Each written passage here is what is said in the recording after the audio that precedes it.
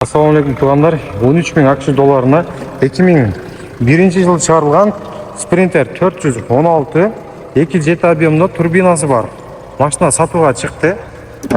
Машинада азыр қыла тұрған абсолютно бір да іш жоқ. Литвиядан келгеніне бір жылдан өтіп қалды примерно.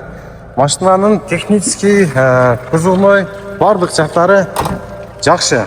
Арқасы 3 түрде регулировка болады. 1-2 мына қапталынан içinden adam narkı betinden. Bunun uzunu 4, turası 2.20. Nasıl ылдыйга чейин мынандай чалкалайт. Өдөгө ылдыйга сүрсө болот. Грузоподъемность 1,5 миң килограмм. Өзү негизи 4 тоннага чейин жүктөп ташышат экен. Машина двухскат. Арткы дөңгөлөктөрү, рессорлордун жоондуктарын байкасаңыздар, бул машинага свежий мотор коробка басылған. Мына коробканың түштерін қараңыздар. Привязной мотор отыратындар. Bir жыл болып тұр алғанына. Почти жүрбөдү деле дейт. Жөнүнө жауап коелу. Болды.